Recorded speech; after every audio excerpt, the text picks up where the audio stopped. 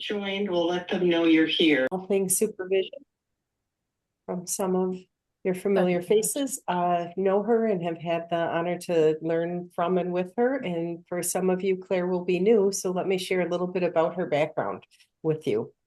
Claire comes to us from the UK.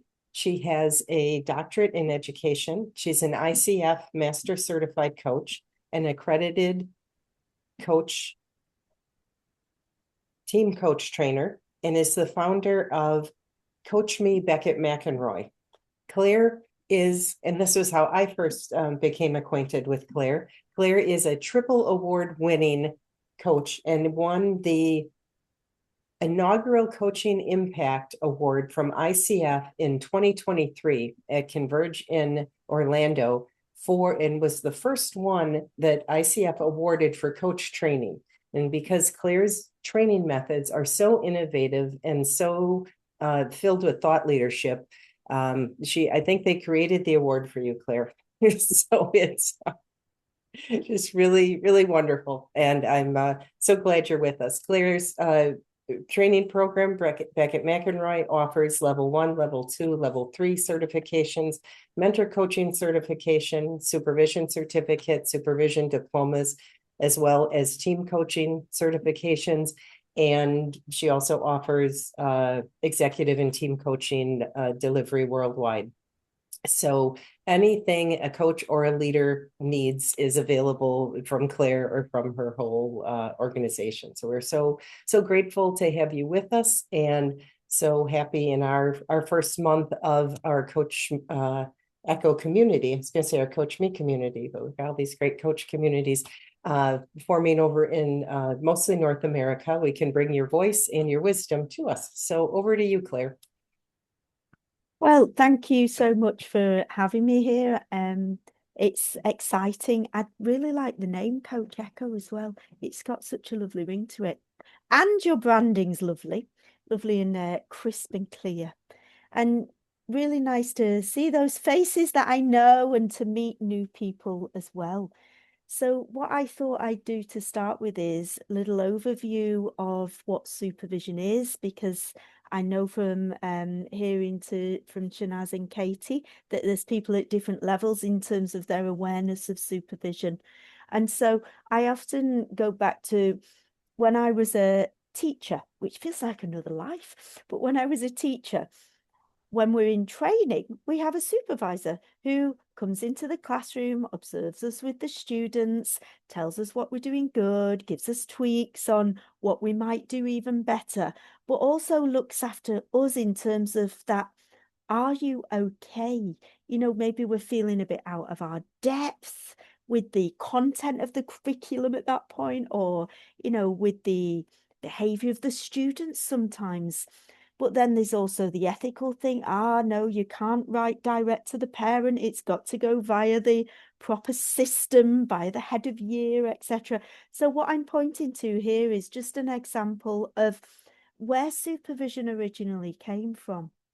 In that context, in education and also supervision of thesis, it's someone who's been there, done that, and they then can mentor us. They can give us snippets of training. They can even be with us in not knowing. Not thought about that before. Let's work this out together. And they'll be able to share resources, but they'll also ensure that we are at our best and fit for purpose. Another example, of course, is from therapy and counselling.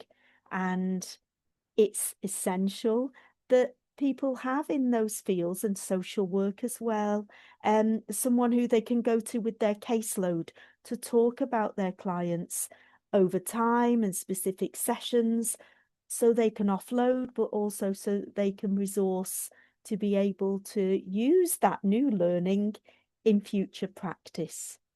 And then it moved into the field of mentoring and coaching in EMCC, European Mentoring and Coaching Council, and also Association for Coaching.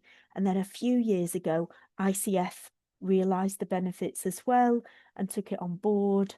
And for team coaching, for the advanced certification in team coaching, supervision is required. At the moment, it's 5 hours, and many people have more than just the required 5 hours because they experience the benefits. So without going on anymore, what I thought would be useful is to do a demonstration of supervision so that the person being supervised can experience the benefit, but also we're still here in a relational system. Everyone on the call is part of the supervision, even though I will only be supervising one person. And so in that way, together, there may be points when I join you in, either speaking or maybe even commenting in the chat, but also we'll bring it all together at the end. What is our collective learning? What do we all potentially even commit to moving forward and trying different in our practice with our clients? How does that sound? So, is there someone here who would like to experiment in supervision with me?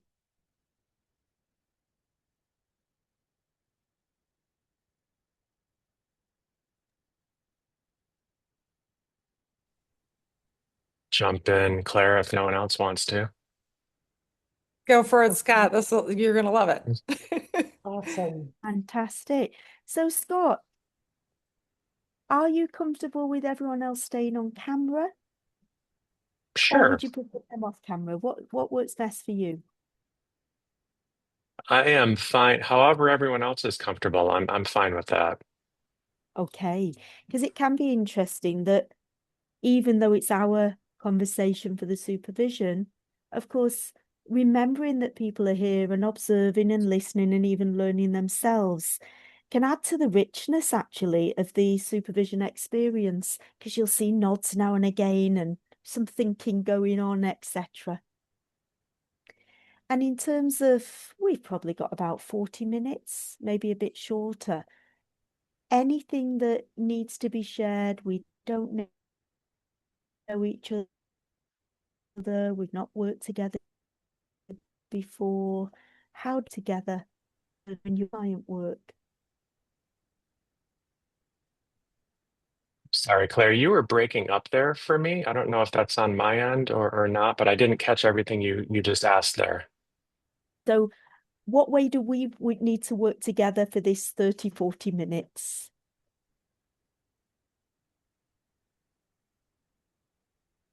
Um, are you asking like what I like specific issue that I have? So just before we dive into the supervision for our contracting, um, things like, how do you want me to be? Do you want me to be really supportive, or do you want me to be challenging? We know the session's being recorded. I'm sure Shanaz and Katie will delete anything that you don't want out there. Anything around our way of working together that we need to name or mention? Well, I appreciate the last part you just said, and I'll try to keep it anonymized. But I'm sensitive to that. Um, it's a good question. As far as supportive or challenging, is both a fair answer? And everything between. It's okay. Sure. Anything else you need before we dive in? I don't think so. So I invite you to share high level what you're bringing to this supervision session. Yeah, I have. So I do executive coaching, and I have a new engagement that I've stepped into, and had a chemistry call. It went great. They selected me as their coach. And then we had our first session, and there was a significant amount of new information that was unveiled in that first session. And I walked out of that session thinking, oh my gosh, what have I stepped into? They're just some things I've never dealt with before. And let's pause there. A couple of seconds ago, OMG and this data, you seemed a little bit more animated and you were smiling. And then your face went, or your expression went more serious. What's come up for you now I've shared that?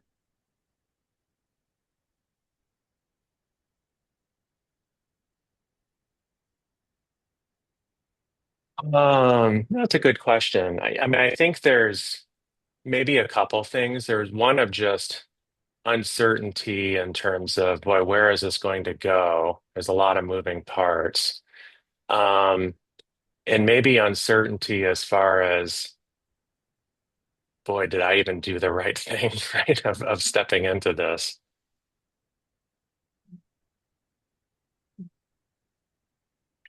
And what's your question for the supervision? What do you need to leave with?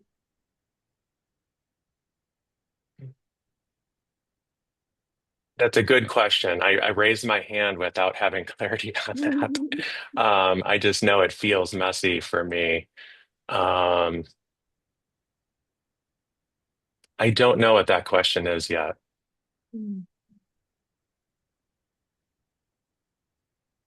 So, because of that, with your permission, let's play a bit. And I'm going to actually ask a few people in the group, they're still in our supervision system, to give you a question, a clarifying question around the case you brought. And we'll have a few questions, but don't answer until they've all been asked to you. And then you decide where we go next. And it might help you clarify what you wish to work on specifically and leave with. How does that sound? Nice. Nice. I like it. Okay. So trying to keep your questions one part, trying to keep your questions succinct. Anyone in the group got a clarifying question for Scott? And speak direct to Scott, don't speak to me.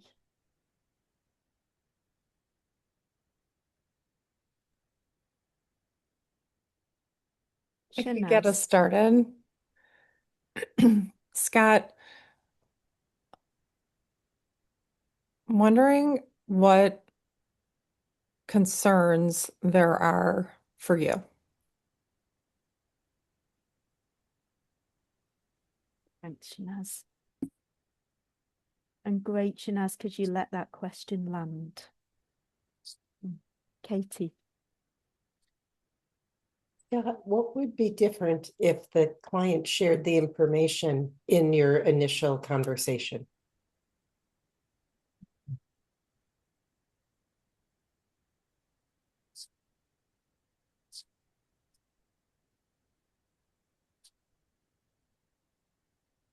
And Emily's got one in the chat, Scott. What would make you want to stay connected with this new client and move forward? I have one too. Just give him a second, Lisa.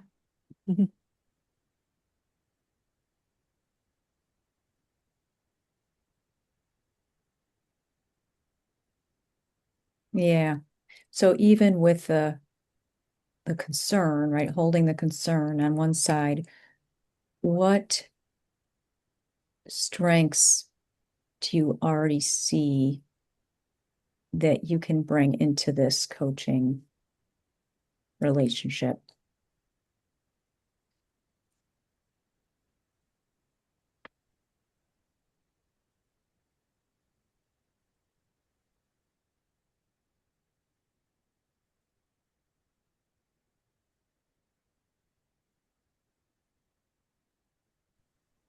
And even though the engagement is so new, what's your learning around contracting for future engagements?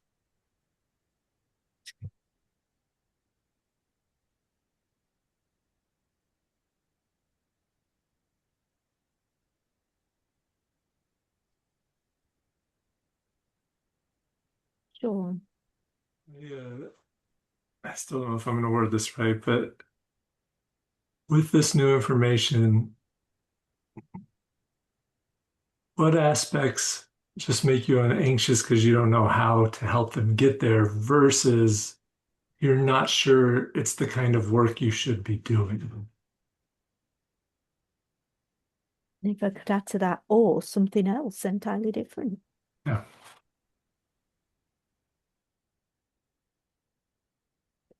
And so we'll stop there with the questions.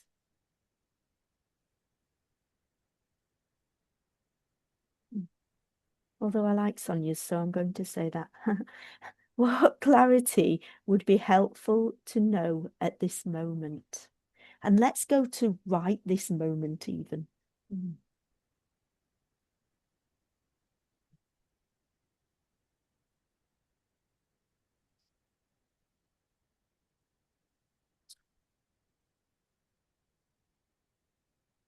So Scott, you lead the way. Where are you with all of that? What do you need to share from that? And where do we go next? First of all, wow, those are great questions. I'm impressed with the quality of coaching that's in this room right now, because those are all powerful questions. I could probably go to any one of them. Um, and Claire, so did you want me to kind of pick one and start with that? Your choice entirely. Okay. I'll start with, and Katie, I think you asked the question of what would be different if that information was revealed in our initial kind of chemistry call. I'm paraphrasing what I recall of your question. Um, and that question challenged me because I think as I gave the introduction, I I feel like I maybe worded it in a way of, boy, things would be different if I had known that. And so there's an element of surprise. I think that was disorienting for me. But don't think I don't think I would have made a different decision. I think I would have still stepped forward into the engagement. Um, which tell me there's maybe even a little bit of clarity just right there for myself of that I'm maybe over indexing on this element of surprise and second guessing my stepping into it and maybe there's a little bit of a red herring there. Like that's not the central issue.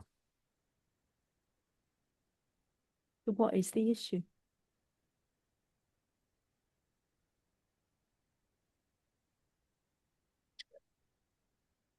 I think the issue is and so I'd need to say a little bit more. I've kept it very high level, and I probably need to say a little bit more to give some context. Um, but I think the issue are some competing agendas or my perception of competing agendas. So the information that I learned, so this is a very senior leader in an organization. Um, one of this leader's employees were terminated last year for cause. Um, there were 8 different findings of misconduct. Some of them were criminal, and that employee was terminated. Um, now, the union that represented this employee has responded with some very, very harsh and public claims that the things that this employee claimed to do, actually, my client did. And my client has responded with a multi-million-dollar anti-defamation suit. And um, And so I think the element of surprise is maybe, reflecting of thinking, I didn't think to ask in the chemistry call if, they were embroiled in any kind of lawsuits, right? That's not a standard question I ask. Um, and so I think my immediate reflection was, okay, this is going to be messy. Um, and so, next step in the process is I need to reach out and meet with this person's manager. And so reached out. The manager is the acting chair of this department, and she stepped down from her interim role. Someone else is going to be coming in. They started yesterday, um, and and she's looking for HR to kind of run the show. And I think it was maybe some of the language that she used in her email that because she followed up with another email giving the name of the new chair, right? That's now going to be this person's manager, my client's manager. And she's in HR will bring you up to speed on the many issues that you need to address. Right? Was kind of the language of this email. And so there's a clear, and I think some of the unsettledness, even as I say this out loud, I'm realizing some of the unsettledness here are assumptions that there's a gap here in knowledge because I haven't met with anyone else there yet except the client, and I'm filling in those gaps with assumptions. And the assumption I'm making is that they have a very strong, you need to fix this employee agenda. The client has made it very clear they want to exit the company. Of course, I'm being paid by this company. Um, the employee feels they don't have an exit path right now because they're being publicly defamed. Um, and and so yeah, I guess that's where I'm sitting right now, right? It's taken some time even to track down who the manager is. And now I'm in the process of getting on calendars and HR. The previous manager wanted HR to run the show. HR isn't responding to any of my emails, right? They seem very, radio silence. Name what's in the client system. What's in the client system? Mm. The client organization. So that's interesting because I actually wrote down, who is your client? Who is your work in service of?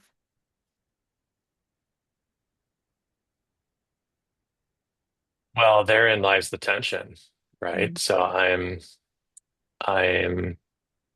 ethically, my client is my client, that individual, um, and this engagement is funded by the organization.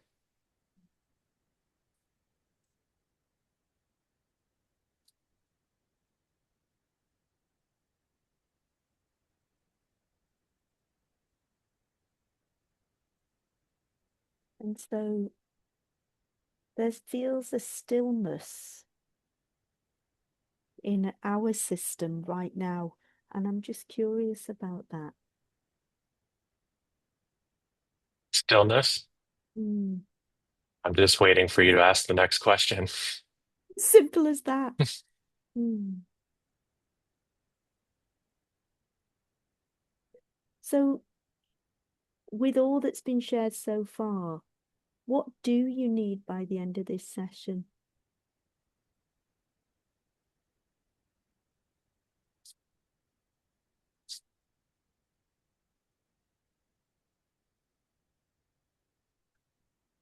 I'm still not sure.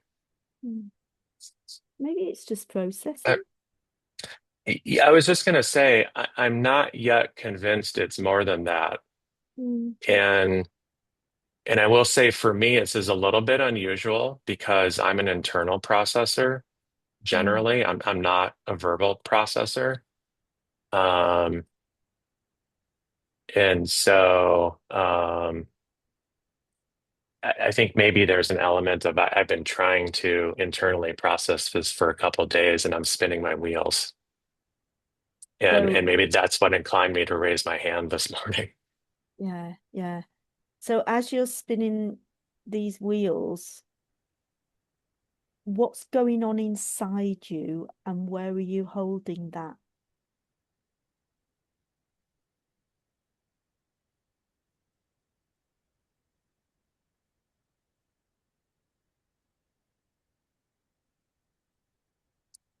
I think what's going on inside me is this question of where is this going to go?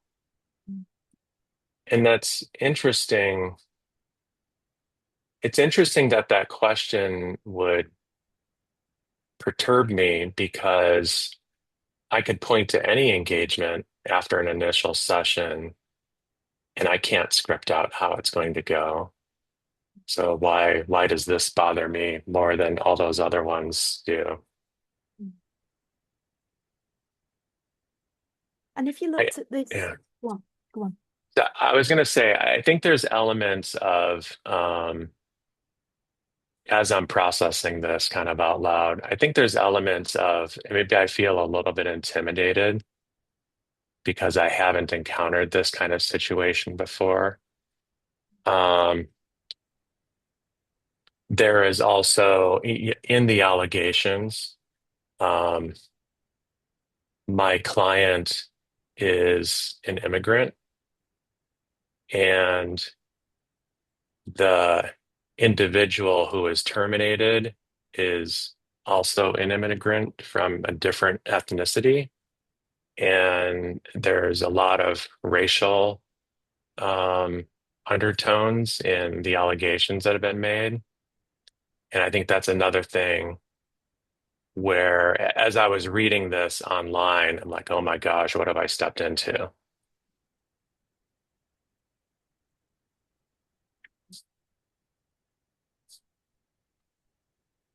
And I clash with your values.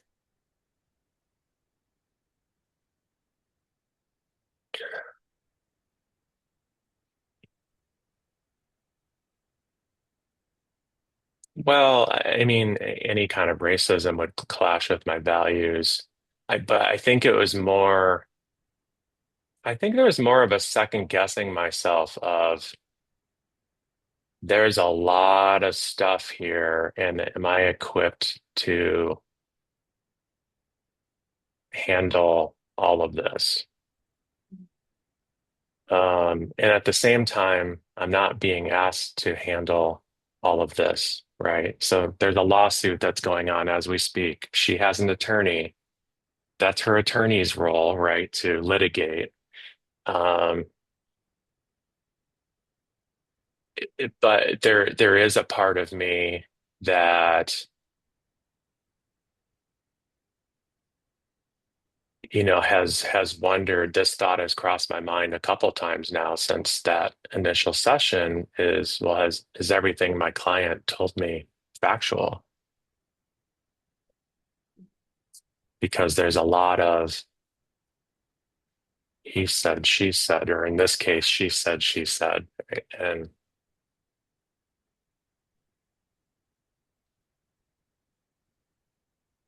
So a few things are coming to my mind.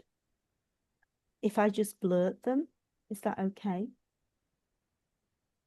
absolutely.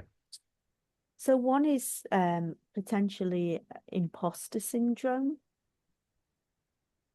Another is you're there as the expert at coaching. You're not there as any judge or legal professional. And then also, what if you walk away just to be provocative?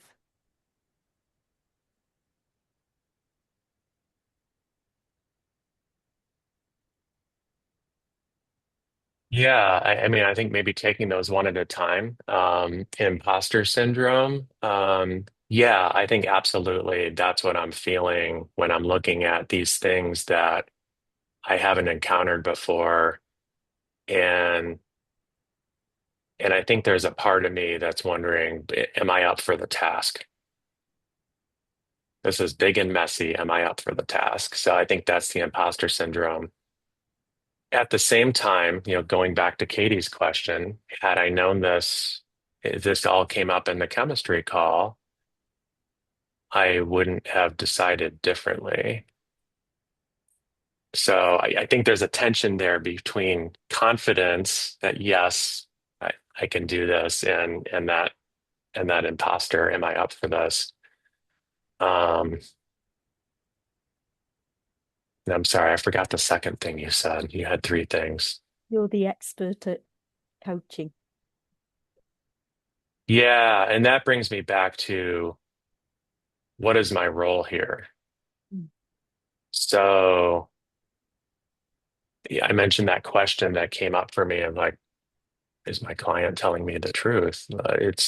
Um, it's not my role to discern that, right? Like, again, that'll be determined in a court of law, right? Of who's being truthful and who's not. That's not my role. And my role is to support my client with her goals and support the organization with their goals for her, which again, I'm holding in tension right now.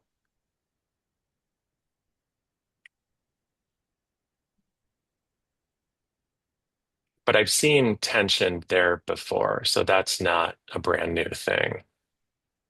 It's all the noise around this that is kind of the new part.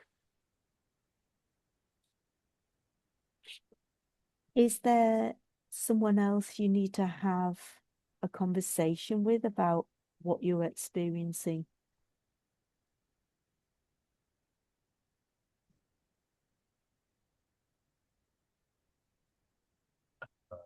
Besides a supervisor and some other good coaches.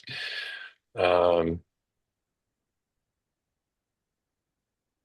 well, clearly the manager and in HR, which is, in the works anyways. Um,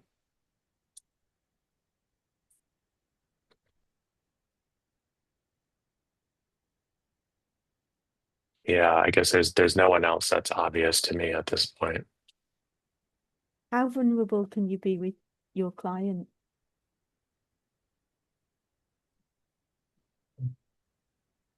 I've been pretty vulnerable with other clients, so and even though we've only had two sessions, she's been pretty vulnerable with me. So, the short answer, I think I can be pretty vulnerable. Would that be in service of your work together?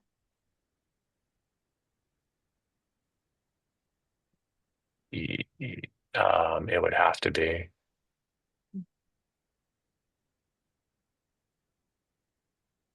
What I mean by that is I wouldn't be vulnerable just for the sake of venting or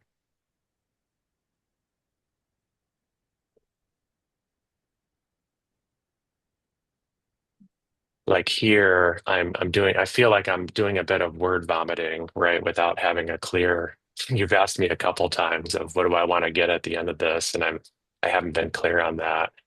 Um, I would want to be more intentional and purposeful with my client and being vulnerable.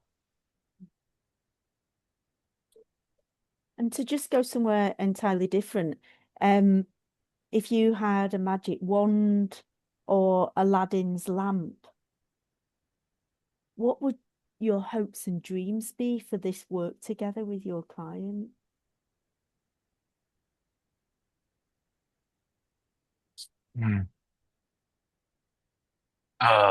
Without changing any of the circumstances that I described, but just within that context of that.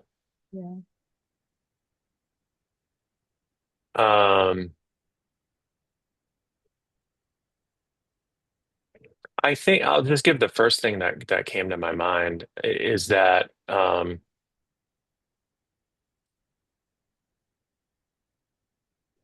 she can identify something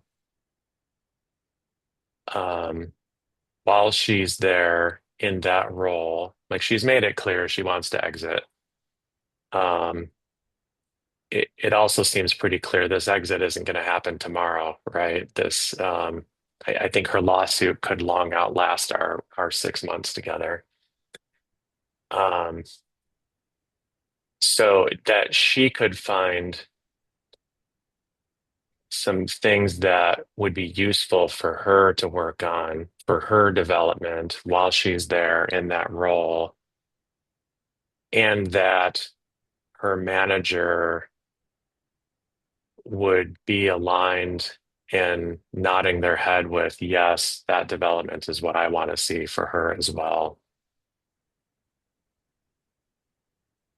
I think that that desire for that alignment is what maybe that's getting to the crux of the matter. Because again, the gaps that I'm filling in with these assumptions are like, oh my gosh, they're coming at it from these very different perspectives, and how are we ever going to get aligned?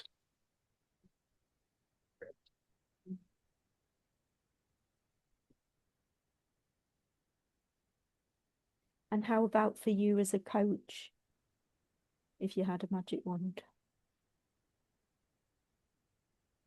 What would be different for me? Yeah, what would you dream of? What would you wish for? Well, I would want that same thing, but I guess I would want, I think for me to just sit in the tension and be okay with that. That sounds really clear. Versus you asked me earlier, one of your questions was where I'm feeling it. Mm.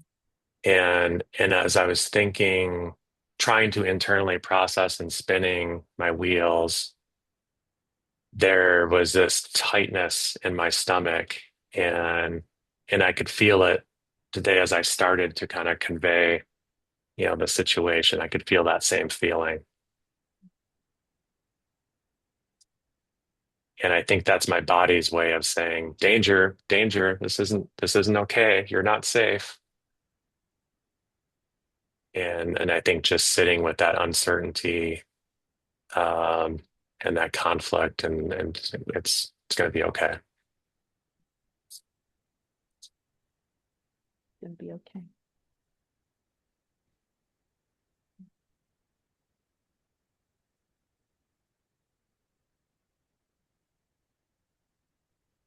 So are you okay, Scott, if we do one more round to see if there's anything out there in the group? I'd love that. Okay. So how about this time then, instead of a question, just share what you've been experiencing. And it may be an image, it may be something that seems abstract, it may be something you've been experiencing in your body. And just be brave on what you do share. And we see what lands with Scott. Anyone got anything to share about what they've been experiencing? Was that a Freudian slip then? Because I said anything to scare.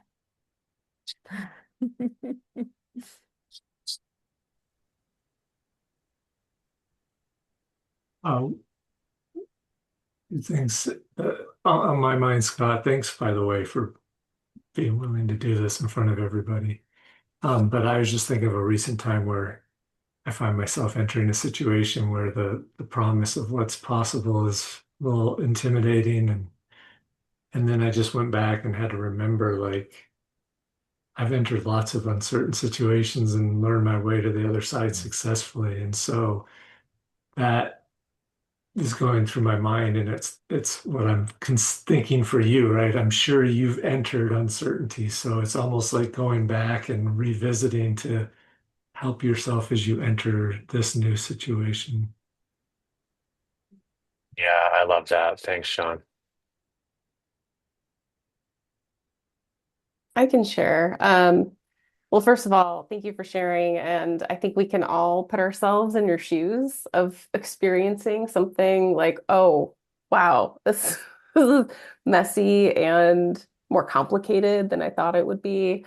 But as you were sharing, I was thinking just my hope for you as a coach and excitement, honestly, for you as a coach because of the learning you're going to get out of this Mhm. engagement. And um, I just, it's going to make you grow as a coach and be even better. So that's my wish for you. Thank you, Michelle. Yeah, this is an opportunity. It's not just a challenge. Yeah. Anyone else? I'll jump in. Thank you, Scott, as the others voiced for allowing us all to join in your thought process here.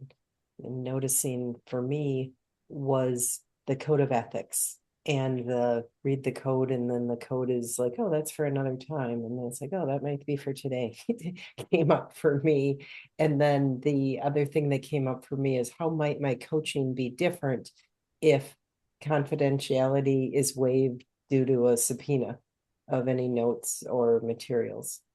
So it was, I came into Mhm. coaching from practicing law. So I was just kind of thinking like, oh, this is this is what I was trying to leave.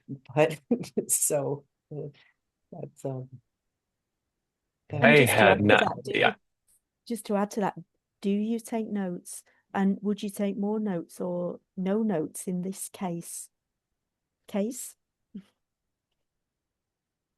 I do take notes.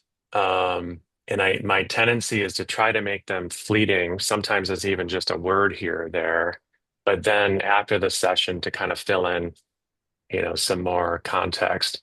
Um, Katie, I had not contemplated the issue you just brought up, and I'm so glad thinking of that now. I guess my immediate reaction to your question, Claire, is, boy, I'd be inclined to take less notes. If for no other reason than I don't want to participate in the legal part of this. But also to your point, I mean, there may be a scenario where that's not a choice as far as the notes go.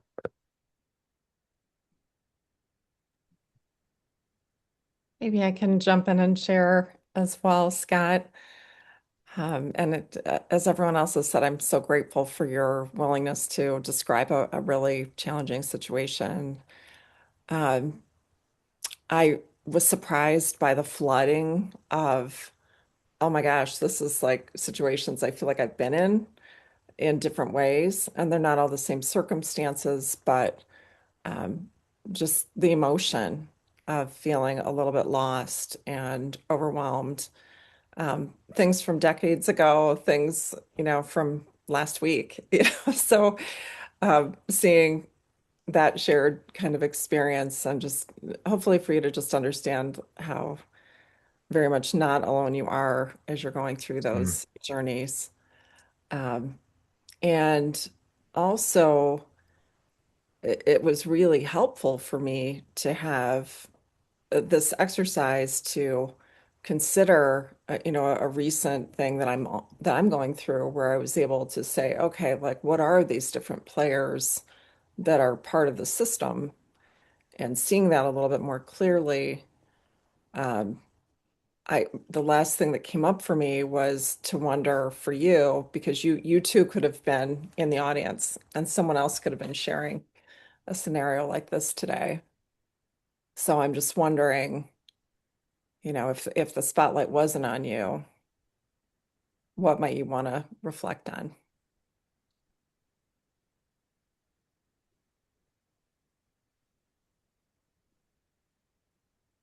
Yeah, and thank you for sharing that, because that is one of the things I'm walking away with is, yeah, I don't feel alone in this, and it's encouraging to hear you and others say, yeah, I've had a situation, maybe not exactly the same, but similar, and I can feel those emotions, right, that I went through. Um, and I think that's really one of the strengths of kind of this group format.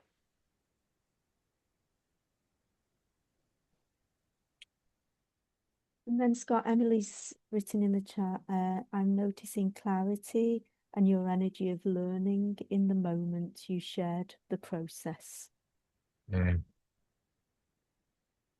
Yeah, thank you. I'm feeling that too. I feel like the wheels have slowed down a bit. Don't know if that resonates. It does, and it's it's funny because I like think of myself as like action oriented, task oriented, and it's all about getting the wheels speeding up, right? Is kind of my natural orientation. Um, and isn't it interesting because like as coach, I'm often in the space of trying to, encourage my clients to slow down that wheel. And but we need to do that. I certainly need to do that too.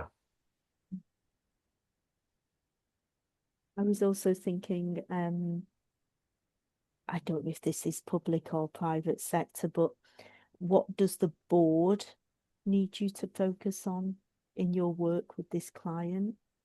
Or even what does our field of coaching need you to focus on during this work? Mm.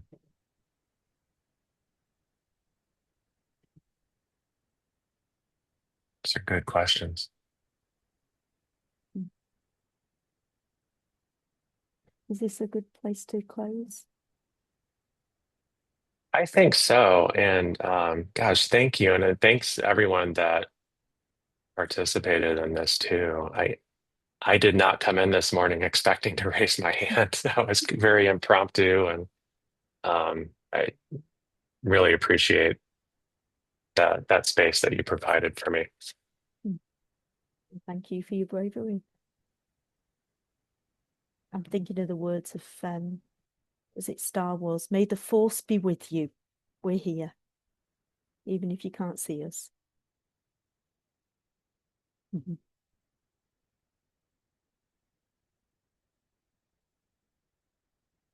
Katie, Shanaz, with Scott's permission, do you want a little debrief? Anyone, any thoughts on the process, how we did the supervision? Is that okay with you, Scott? Yeah. So we don't go back into the supervision at any point in this type of conversation. It's what did you notice? What appeared to work? It may even be for me. Why did you do that? Anyone, any thoughts, questions around the process we used? I'll share just a thought. I was like, ooh, we're all gonna ask questions. How's it gonna be for Scott with that?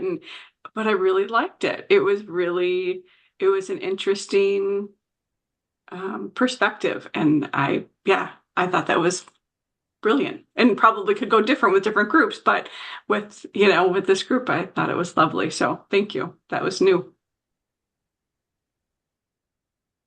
Yeah, Claire, one thing so I've been through group supervision before, and when I experienced it, it was very much kind of whoever was bringing in a case that month. It was very much kind of a one-on-one with them and the supervisor until the end, and then the supervisor would encourage others to chime in. And I appreciated how, I gave just a super high level intro, and then right out of the gate, you encouraged others to ask questions. I hadn't seen that before, and I thought that was really effective. Thank you. And it's tapping into the wisdom in the room right from the get-go. There's some supervisors, I'm thinking of Joan and Robin Shohut. Originally, they've never been coaches, but they supervise coaches. And they would even ask you to take time out even before a few sentences have been said, if there's something they're curious about. And of course, if we contract for that, then that's another way of doing it as well. Let's pause, even after a few words. Very interesting.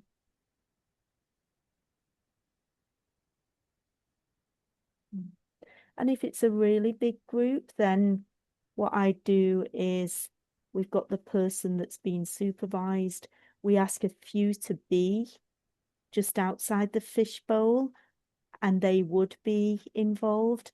And then the rest are just observers, and even being strict around no writing in the chat from just the observers. Otherwise, it's too much data, and there's distractions for the person being supervised. With these numbers, it can be managed. Anyone, any other thoughts, comments, observations? I could add, Claire, I think that every time I have this experience of supervision, I'm surprised by what comes up and what is already there to be discovered, that it's already in the space. And what that means for us in our own curiosity, the opportunity to look inward more deeply, to look outward more broadly. And you're making me think there about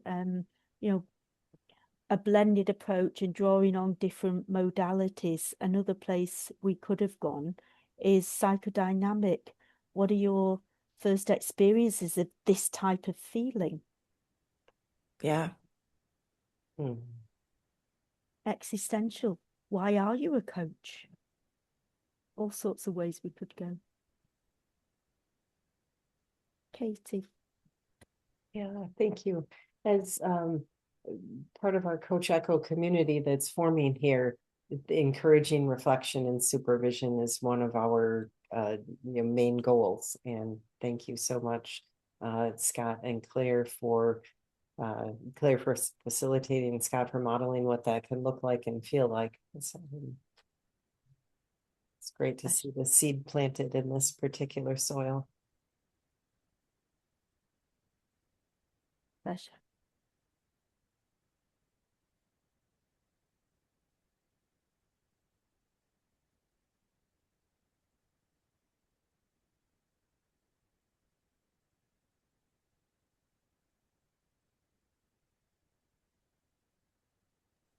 Yeah, I have been, I think I told you at the top of the call, Claire, that if we didn't have someone who was willing to be supervised today, I had a scenario, and I actually feel better resourced myself to tackle that now. So thank you. I think that's the benefit of group supervision. Even if it's not in the moment, we can draw on it afterwards, and we can all learn, supervisors included. Yeah. I think Michael had an interesting, it feels infinitely interesting to see coaching supervision. I can't help, Mike, you might not be able to be in a place to talk, but I'd love to hear more of what thoughts you're having when you say that.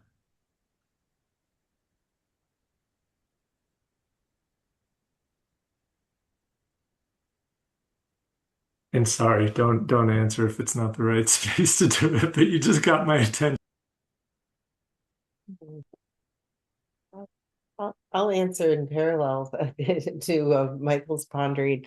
Is I found coaching supervision infinitely interesting as well, and then diverted my energy and professional development to becoming a supervisor and participating in facilitating others' reflection and growth. And the idea of, as we're coaches, and most of us are in North America, we get a credential or we get some training and we coach and we maybe do some research, but we do our work. And coaches in other parts of the world have deeper levels of support and communities and supervisors, and there's so much more that's possible and when coaches are more supported. And I don't know if that is what piques your interest, Michael, as you named it, but I think it's interesting to ponder the question of what is possible with a fully resourced coach.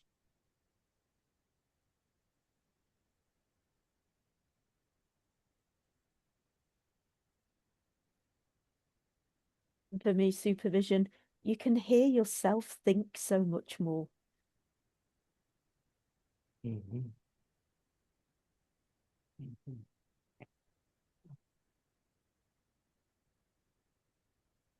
As we come to a close, Claire, is there anything else about the future of supervision or the movement of supervision within ICF that you'd like to share with the group?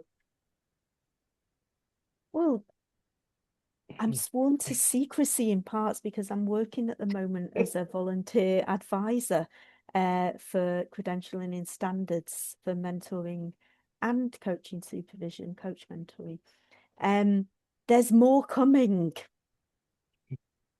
And I believe it'll increase awareness, professionalism, and coaches will be supported. So that's about all I can say for now.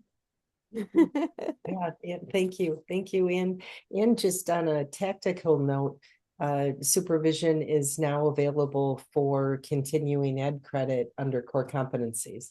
So for every hour of giving or receiving supervision, you can count it towards your credential renewal. Yeah. So for this session, you've all been in it. It's one resource development CCE. You've been here the hour.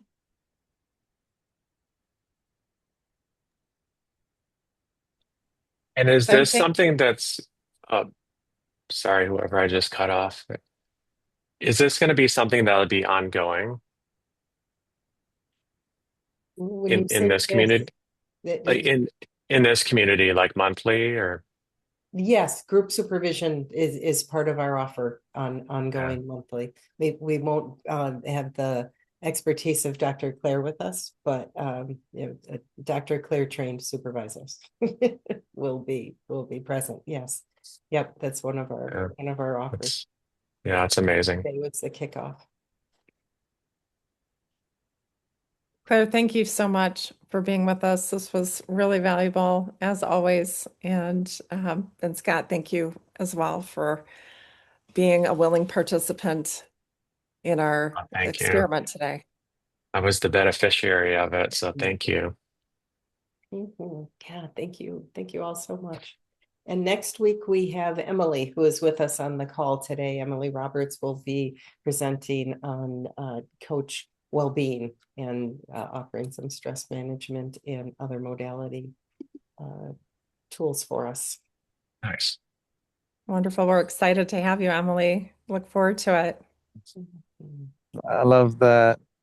Thank you for everything today. It's been amazing in development. Thank you, Michael. Thank you, Scott. Thank you, everyone. Lovely to meet you all. Thanks, everyone. Thanks for Bye, coming. everyone. Bye. Take care. Bye-bye.